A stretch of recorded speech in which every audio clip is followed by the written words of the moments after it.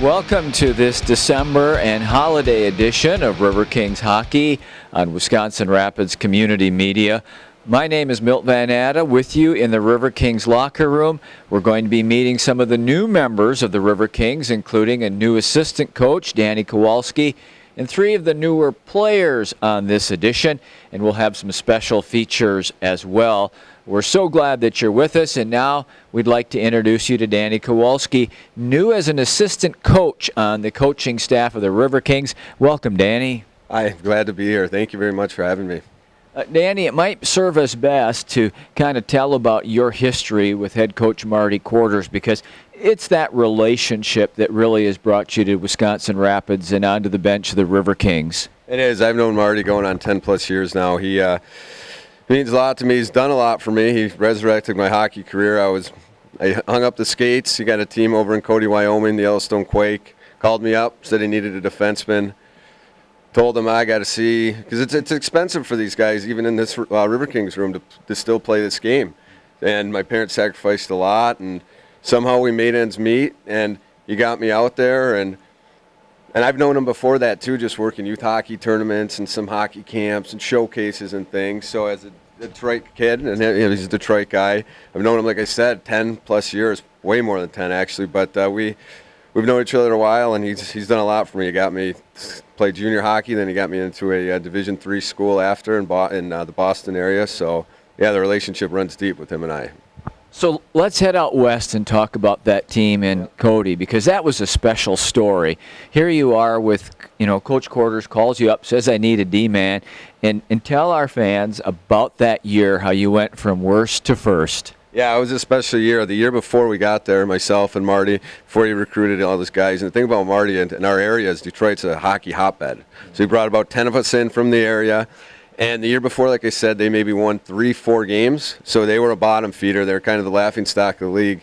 Marty came in, changed the culture, changed the attitude, and we actually went from worst the year before to winning the league. We came in first. We won, I believe, 30-plus games, 35, 36, only 10 losses all year. And it was a special year, one I'll never forget. So before we talk more about your relationship with Coach Quarters, you've mentioned to our viewers that you grew up in the Detroit area. I want to talk a little bit about that, just about the whole hockey atmosphere and how, as a young boy, you're interested in hockey and wanting to play hockey right away. Oh, yeah, and a lot of it has to do, we were talking before this one on air as well, how the success of the Wings. I mean, they went back-to-back, 96, 97, 98, 97, 98. They just had those powerhouse teams. 02, I grew up in the Steve Yzerman, Nick Lidstrom era. And so, growing up as a kid watching that, you look up to them. You want to be like them. And I tried to model my game as a D-man. After Lidstrom, I wasn't a big hitter or anything, but I could move the puck. And I watched all Red Wings. And in the Detroit area, too, I'm so close to Canada, so Hockey Night in Canada on CBC every Saturday. And I didn't have cable growing up till about 13, so every Saturday it was the early game at 7, the Leafs, right, and then the night game. You'd usually get Calgary or Edmonton. So that was my Saturday nights as a kid. Really, that Detroit area, a hockey hotbed. When you think of hockey in the United States, you think of that Detroit area and you think of Minnesota. Oh, yeah, definitely, for sure. We got some powerhouse youth teams, AAA organizations. Little Caesars, who's actually affiliated with the Wings. They got a new practice arena under the Wings, new stadium, actually. We got Bell Tire back home, another powerhouse organization. Victory, Honda, CompuWare. There's so many feeder programs to get teams up to, higher and higher levels. It's remarkable. I said that at Thanksgiving when I went back home. It was youth tournament after youth tournament at all the rinks around, So now let's join back in to your relationship with Marty Quarters. Yep. You've played for him, you have scouted for him, and now you're coaching for him. So you had a relationship on a number of different levels with Coach Quarters. Yeah, the thing with Marty, and I try to tell all the guys in this room, that he'll go through a wall for you. If you give him what you're supposed to give him, that's hard work, dedication, do things the right way, do things the River King way. He'll do anything in return for me. I had no reason to be playing college hockey, but at the beginning of the year, he said, "Is that your goal? Is that what you want to do?" I said, "Yeah." He goes, "Work hard and I'll get you in." And sure enough, it came full circle and he got me in. So, we've always had a relationship. It wasn't just coach and player. It was more of a friendship and kind of like a father figure to myself, to be honest with you. So. Now, one of the things that we noted on our broadcast last Friday night when we did the game, Raymond Fleming had a great game. You know, he didn't put all the big points up on the board, but man, he did the little things that a defenseman's supposed to be. You helped get him here. Yeah, piggybacking off the previous question about the scouting. This was, I believe this is Ray's second year here, I want to say. And I remember it was at Rochester, Michigan. Onyx was the rink, and I was sicker than a dog. Rochester or Troy. And I liked the way Ray played, and I said I'd talk to him after. I actually talked to his grandmother, and I left. I could barely even breathe, you know. And sure enough, called Marty. Yeah, there's this defenseman, good puck mover. He's got a good shot. And, yeah, sure enough, it was Ray. And now he's here, and now he's one of our better defensemen on the blue line. So now you've moved into a role as an assistant coach. How is that different in relating to Coach Quarters from being a player under him to being a scout for him? How is that relationship unique in being a bench coach?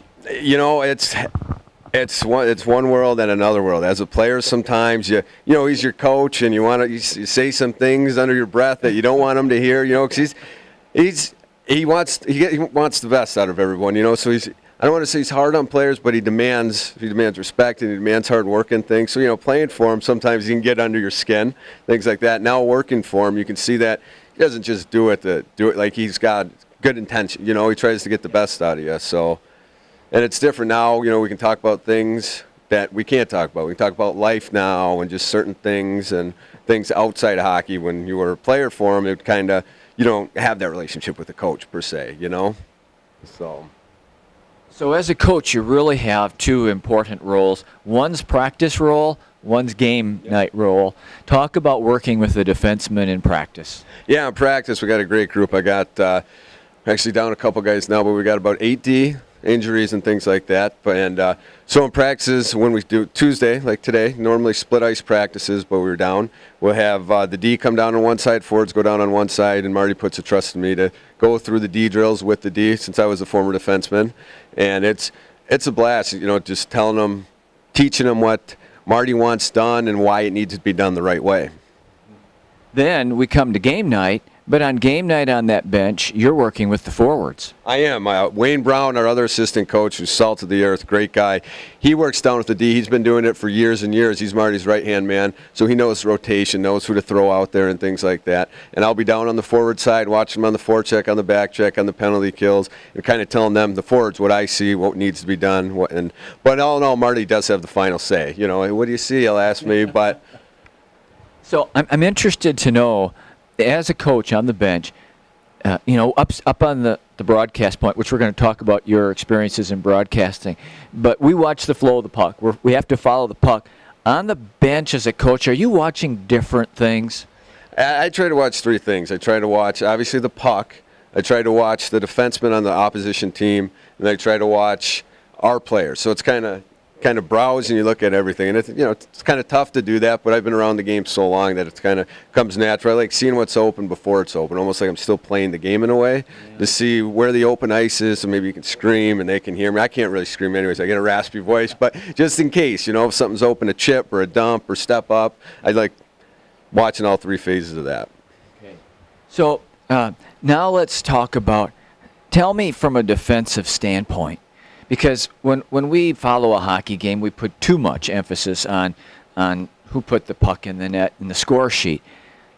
But what is a good defensive night? Whether it's a forward or a defenseman, what's a good defensive night for a hockey player? Well, plus minus is a big stat in hockey. If you're on the ice for a goal, you get a plus. If you're on the ice for a goal against, you get a minus. And overall, if you're a plus player, I don't care if it's mini mites, house hockey, any level. If you're a plus player, you're a complete player. If you're a minus player, that's, you know, people start looking at that. So you want to have good defensive habits, be on the D side of the puck, and win your one-on-one battles. Now, among the experiences that Danny's had in hockey, we've talked about player, we've talked about scout, we've talked about coach. He's also been a hockey broadcaster doing color commentary for Ferris State games. Tell us about that. Did you enjoy that, Danny? Oh, I loved it. Ferris State's in Big Rapids, Michigan. It was about a 3.5-hour ride from my house, and nothing too bad. You get a lot of snow up there. But at the time, now they're in the WCHA, but at the time I was there, they were in the CCHA.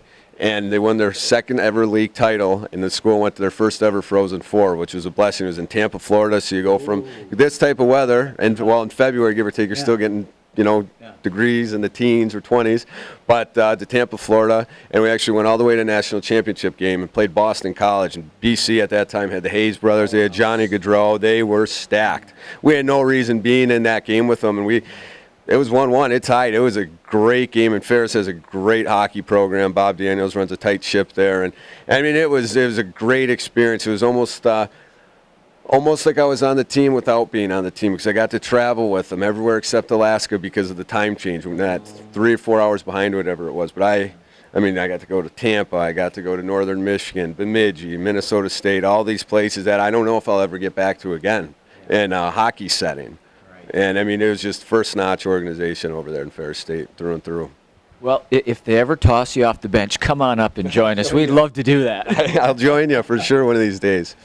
Now, Michigan native, Detroit area native, so you get to go with the team to Lambeau Field on the night that the Lions are there to play the Packers.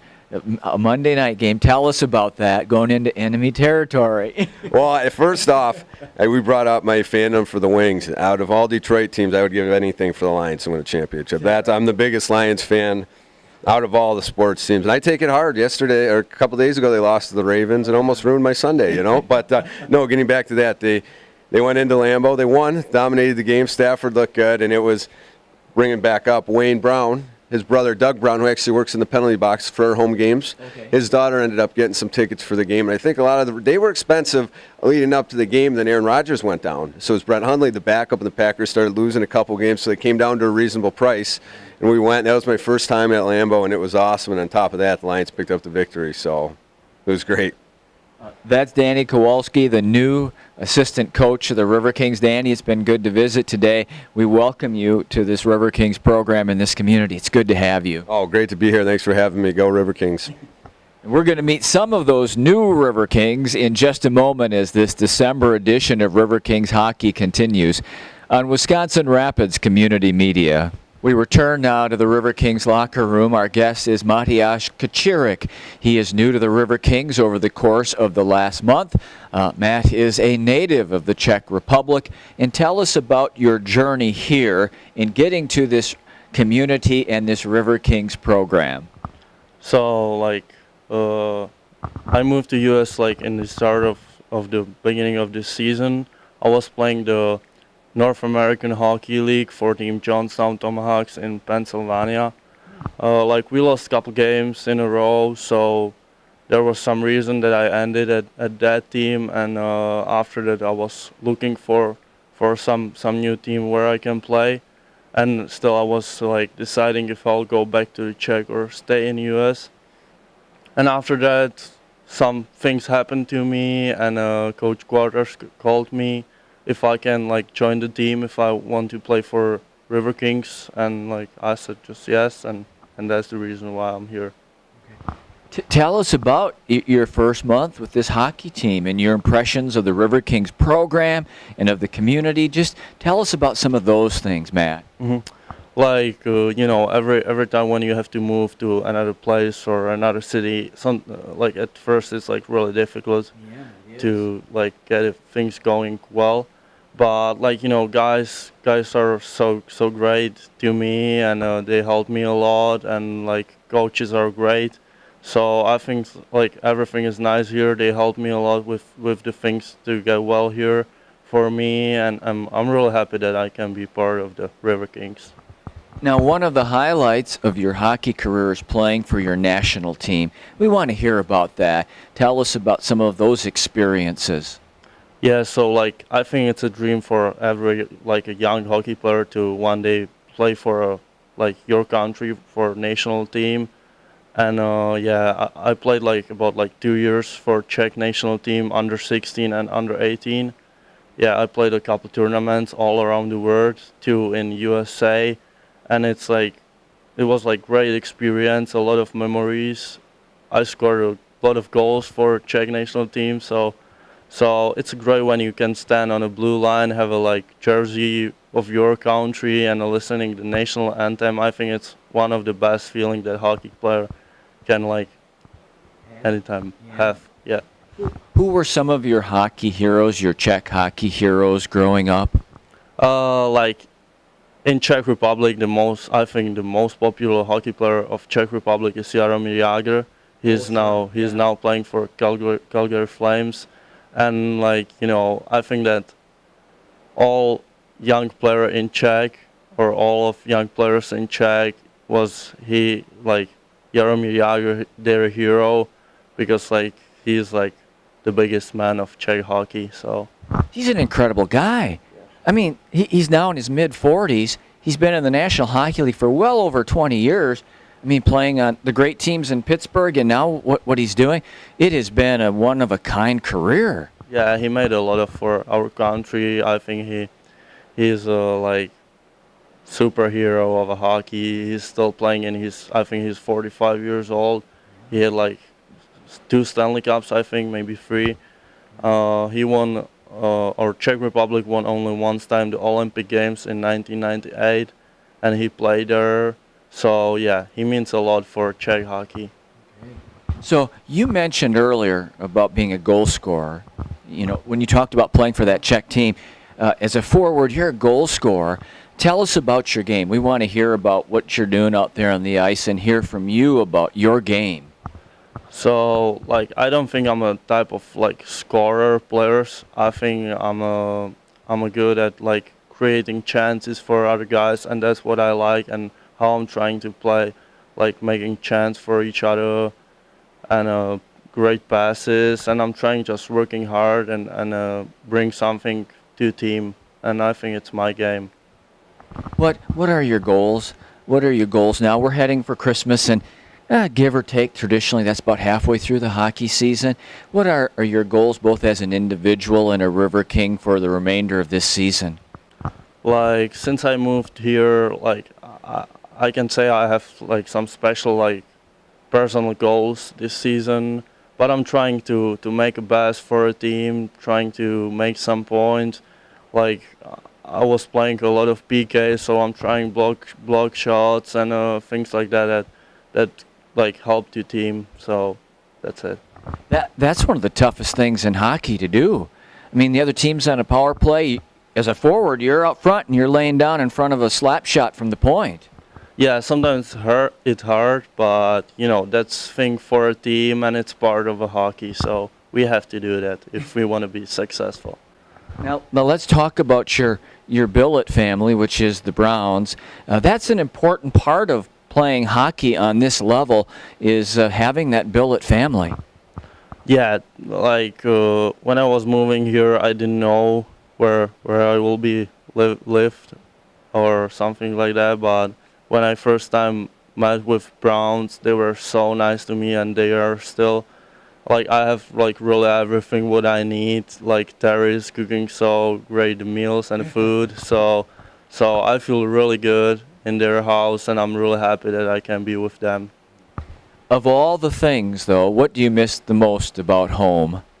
Probably I should say my family. That's the like thing I miss the most here, because like everybody want to be with their family, so that's the biggest thing for me. And that might be the most difficult thing about the holidays that are coming up, is not being there. Like I'm trying to make it that I will go home on a Christmas. Wonderful. So we will see if things will make happen. I'll go home, so it will be really nice, because like it will be a little bit sad to be on a Christmas without a family. Sure will. What's your favorite Christmas memory? I don't know if I have something special to say about Christmas. Well, we're glad that you're here, and we hope that you'll enjoy your time in Wisconsin Rapids and with the River Kings. Thank you, Mariusz. Thank you very much.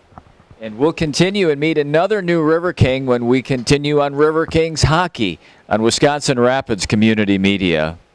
We now introduce you to Zach Curry. In fact, Zach is in his first couple of weeks with the River Kings. That game that we played last Friday night against the Chicago Cougars, that was Zach's very first game as a River King. Tell us, Zach, about your experiences in wearing the River King sweater for the first time. It was awesome. You know, the place was rocking, and I loved it a lot. It was a lot of fun. It was good to get out there and work hard and get the win. So we're curious to know, just were you playing hockey in another program up until then, or what's been your season so far? Yes, I started off the year with the Rochester IceHawks in the North American 3 Hockey League. Okay. And the program was kind of going in a different direction, and it was just time for a change, but nothing but good things to say about that program. So. Now you've got connections here. And we want to have your story about becoming a River King because we understand that Brent Culleton was a part of that. Yes, Brent Culleton has been a major influence in my life, and he's an awesome guy. And specifically, what was his role in getting you from Rochester to Wisconsin Rapids? Well, you know, it kind of started around, Thanksgiving time. I was looking for a new change of scenery, and I know they were talking about the summer, maybe an idea, and I thought I had a pretty good thing in Rochester, but it was like I said, nothing bad about the program, but it was just time for a change, and I had some former teammates on here, and obviously Brent Culleton being a really good mentor and friend of mine, I kind of just shot him a text and said, hey, are they looking for a few extra players, and he shot back pretty quick and said, yeah, we'd love to have you here, and then he got me in contact with Coach Quarters, and that's kind of how that all happened. Okay, so tell us where you're from, because as I see this list here, you got a couple of those Kansas guys that you've known before, and Tommy McManus, and tell us about home. I'm from Olathe, Kansas, Okay. and I actually live about 15 minutes away from Eric Schutte.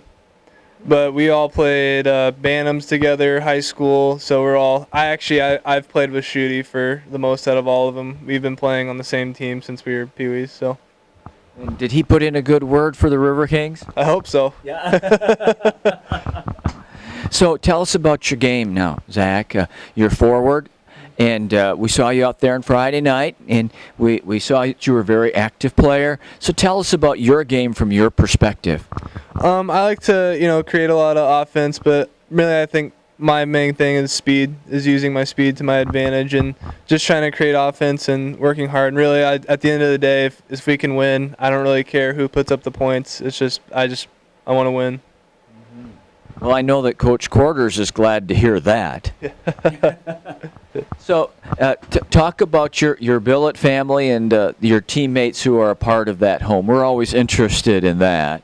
Yeah, so I live with Joanne, and I live there with Tristan Hillibert and Jesse Edwards, two of the kids on the team. So they're both forwards, and so no, it's been good living there. I really enjoy it there a lot. What's your favorite part about practice? Honestly, probably just seeing the guys, honestly, and getting better, obviously, but just kind of hanging out with all the guys for a couple hours is always fun. So how much time on a regular day do you put into hockey beyond the 2-hour time frame of practice?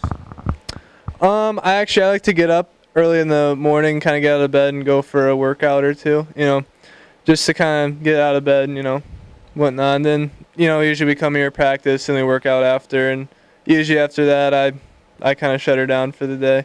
So, because I think rest and nutrition is just important as, So now, you talked about being a Kansas native. Who were your hockey heroes? Who was the team you followed? Who are the guys that really inspired you as a hockey player? Actually, this is gonna kind of sound out of the blue, but when I grew up watching, Joe Thornton was always one of my players. I know he's kind of an older guy in the league now, but he plays both sides of the ice, defense and offense. And I think he's one of the captains now for the Sharks, if I'm not mistaken. But guy's a winner. He always finds any ways to win, and no, I really looked up to him.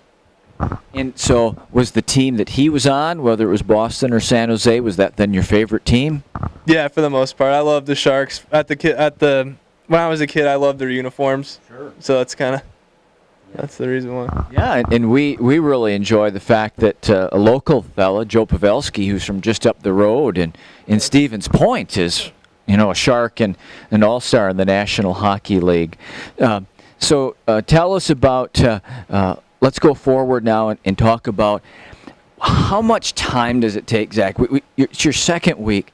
How much time does it take to learn the tendencies, the strengths, the weaknesses of line mates, and how does the coaching staff go about fitting you onto a line with other guys?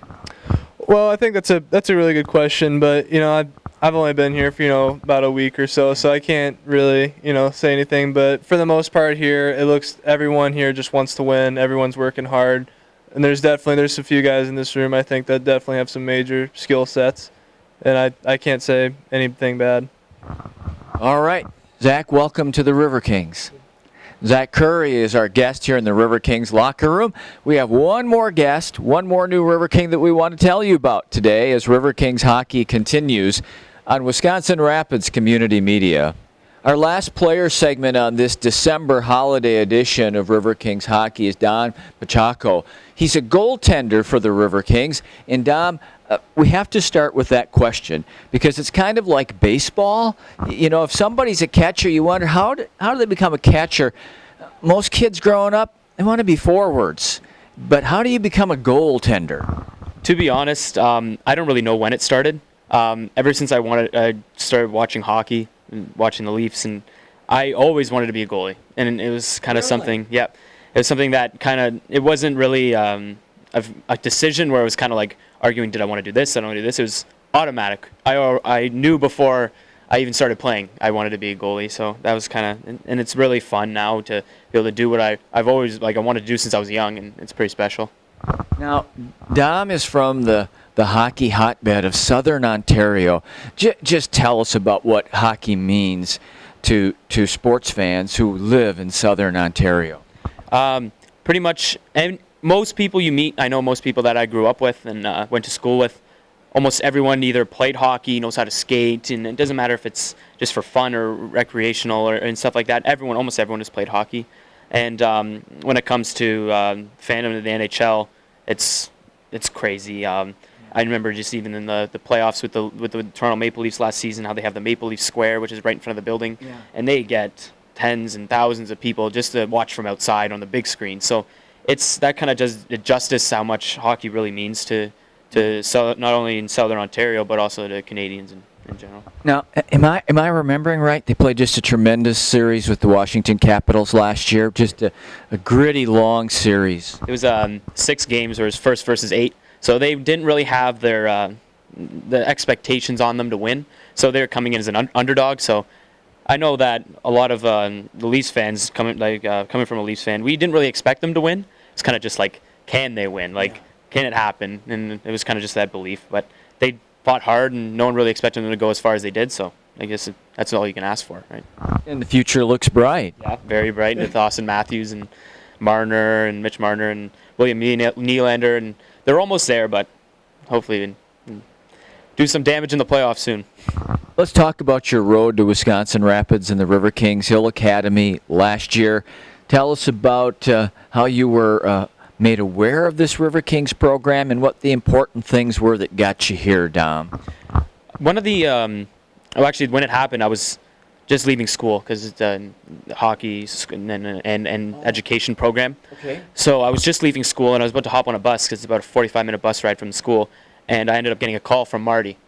And first thing I look at my phone and I see Lake Placid, New York. So I'm thinking, that's weird. I don't really get calls from there. So I pick up, and it was Marty, and we had a extremely long conversation, almost an hour, just pretty much the details of the team and everything like that. So right away I knew this is what Marty tells me about the winning program, the community, and just the team in general. I knew it was a really, really good option because we're still really early in the year, and moving out and 12 hours away, it's a really big commitment. So that was kind of the big decision that not only me but also my family's in a big part of that, and they really encouraged me to move and kind of just pursue that dream because living away from home and playing hockey is a really, really big learning experience, and a lot of kids don't get the opportunity to do it. So I figured this is a really, really good opportunity for me, and I got to take advantage of it.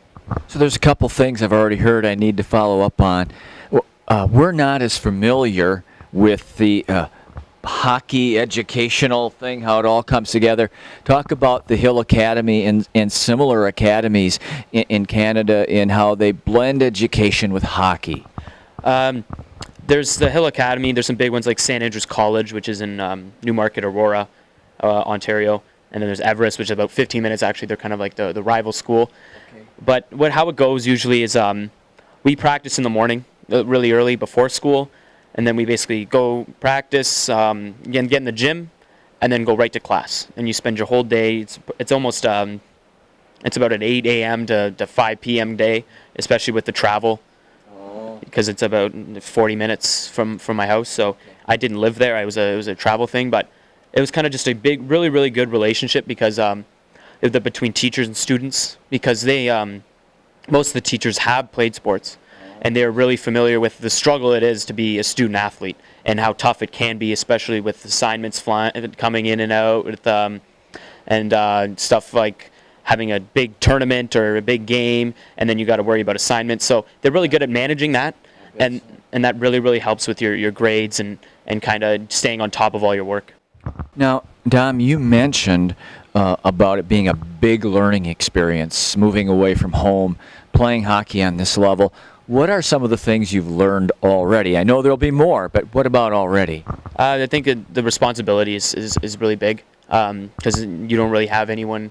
The closest thing you have is your built family who take care of you, but it's most of the responsibility is on you. You got to take care of yourself and kind of be responsible when it comes to sleep and eating and stuff like that. So there's no one really on your back about it. The only thing maybe coach at the rink, but yeah. But other than that, it's kind of just the responsibility factor. You got to become a little bit more independent, and that's obviously a big learning lesson because you're not always going to be living at home. So let's talk a little bit about being a goaltender. How do you tell us about practice and how you hone your skills to be sharp on game night? What's important for a goaltender to accomplish in practice so you're ready on game night? For practice, I think it's, as most things, as most players think in any sport, it's working your hardest. And not giving up on plays is big, kind of treating it as a game. You don't want to let the puck in. Yeah. So trying to make those second, third saves and desperation moments, and that's kind of huge in practice that a lot of people overlook, is not giving up on pucks. Another thing is pretty much just making sure I'm treating it as a game scenario, not treating it as a practice, kind of picturing myself in a game and tie game in third period, you got to make the save, like treating every shot as if it's in that moment. And I think that's probably a good way to get your mind in it. So, Dom, which would you rather face, a clean breakaway or deal with a screen shot that you don't get a good look at right off the stick? There's kind of two different sides to this, because when I know that from shots from the point, and I know we got a lot of D on our team that love to get in front of shots, so they have an opportunity to block it. I know they'll try, but a clean breakaway, it's much difficult to read, because you're pretty much, it's you versus them. Like, yeah, that's the bottom line. You can't really think about it anyway, and it's being patient and not letting them make the first move. But I don't know. I'd probably have to say the breakaway, just because you know what's in front of you. If you're screened, you don't have any idea where that puck is, and that's when you start to freak out a little bit and start like moving the head around and looking, and that's kind of so probably breakaway. So guys like me up top, Dom, we talk about controlling rebounds, and I know as a goaltender, that's a skill that you work on and you really want to become adept at, is not allowing rebounds, because a lot of goals happen on rebounds. Talk to our viewers a little bit about rebound control as a goaltender. For rebound control, I think it's pretty much making sure that if you can control the rebound, you make sure you do, because not obviously there's a lot of shots from in tight that are out of nowhere, like bang bang plays where you can't really, you have to react to the puck and you can't really control where the rebound goes. So it's really important to control the rebounds that you can control, because then that just eliminates second, third opportunities for the other team, and that's really important, especially when winning games. You don't want to give them goals on rebounds where you should have controlled it, and I think that's really, really important as a goalie is to control your rebounds. Tell us about your billet family. Nothing but good things. I love my billet family. I have and it's really nice just to go home and kind of get your mind off of hockey. And they have the three little girls, and they're always talking and energetic and want to do something. And I think that just hanging out with them and spending time with the family, it kind of gets your mind off. Maybe if you're having a bad day, and you get to go home and kind of get your mind off hockey and other things that happen, other things in life that are kind of distracting you or that kind of thing. So it's really good, I'm not going to say distraction, but a good way to kind of push hockey to the side and you kind of just focus on being a kid and a teenager and that kind of thing. Because obviously, if you're hanging around these kids, and it's pretty rewarding, honestly. What about? Are there major culture differences from being from Southern Ontario and coming to Central Wisconsin? Is it very similar with small differences, or is it a lot different? I noticed that, especially in Wisconsin Rapids, it's not too different. It's a lot of the same when it comes to the people, but I know a lot of times I get pointed out for my accent. That's kind of the one thing that people notice, but other than that, the weather obviously is the same. Yes, it is. But I have not much difference. I was actually a little surprised. I traveled to the U.S. a lot last year with my team, so I'm really familiar with East Coast. I've never really been out to the West Coast, or even past west of Lake Michigan. I've never been to Chicago or anything like that, so this was the first time I came through there. So it's a new learning experience, and I've really enjoyed my time here so far. Thank you, Dom. Thank you.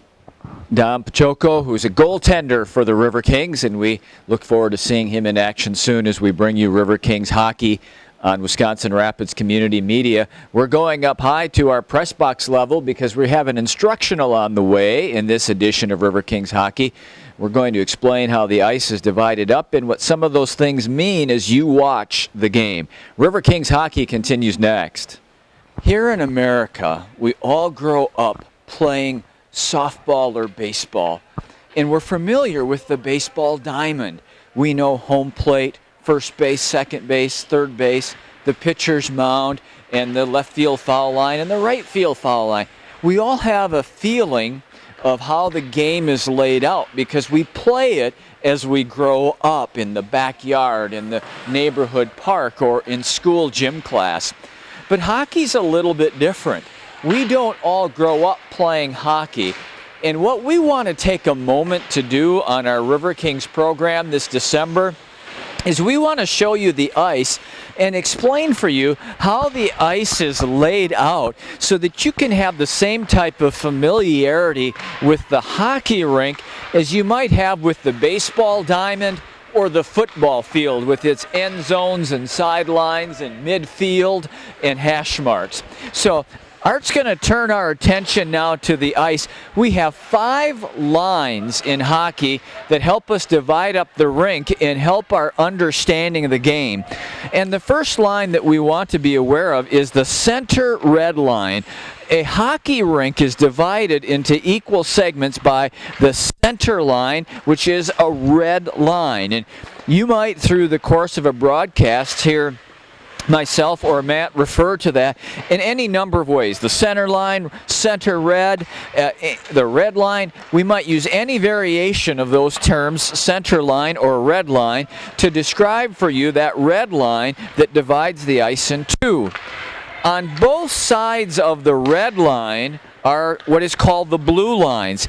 And the blue lines, from one blue line to the other in the center of the ice, is called the neutral zone in hockey. Meanwhile, to the opposite end toward the goal of the blue line, as we pan to the left, that is the defensive zone of the team that's goaltender is in that net. And so that is, we have the left zone, which is the team's defensive zone, the center neutral zone, and then the defensive zone of the other team from that blue line in. So the hockey rink's divided in half by the center red, and then the blue lines mark off the defensive zones for the two respective teams. So now you know 3 of the 5 lines in hockey, center red and the 2 blue lines. The other 2 lines that you need to know are the goal lines. There is a line that runs across the front of each goal from corner to corner that represents the goal line. Each defensive zone has a goal line. So we've got center red, 2 blue lines, and 2 goal lines. And there's a couple of things that are important into learning the way in which hockey flows. And we'll share them. We don't mean to overwhelm you. We'll do other instructionals with you on this program. So we're just going to talk about 2 things that you hear us say.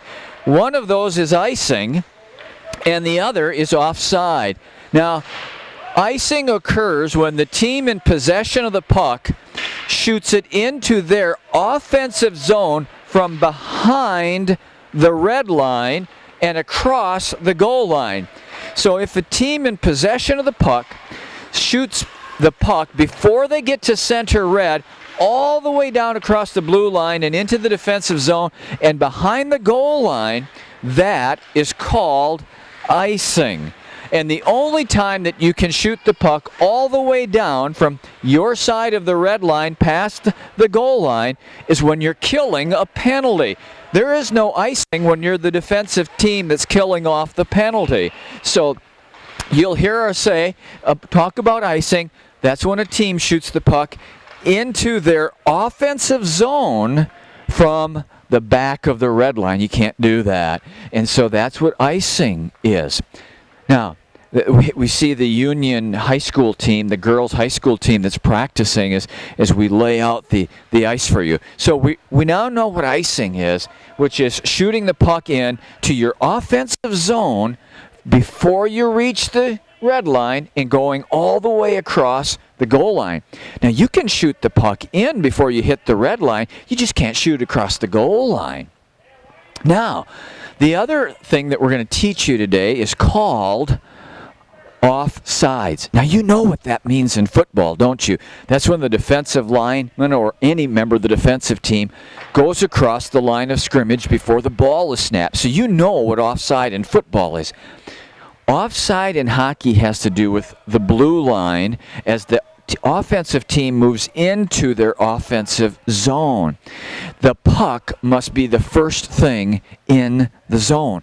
A player cannot precede the puck into the offensive zone. If they do, you'll hear the linesman blow the whistle, and you'll hear an announcer like myself or Matt say to you, the play is offside. The puck must be the first thing in the zone. A player cannot precede the puck into their offensive zone, or it is called offside. Now you know how the rink's laid out with the 5 important lines. You know what icing and offside is, and we hope that that'll help you enjoy our broadcasts of Riverkings hockey even more. We so enjoy bringing Riverkings hockey to you that we hope you enjoy watching it on all the platforms of Wisconsin Rapids Community Media. That wraps up our December holiday edition of Riverkings hockey. For our producer and videographer, Art Napgezek, I'm Milton Van Natta. We'll see you soon for live Riverkings hockey and another edition of our monthly program. We'll see you next time.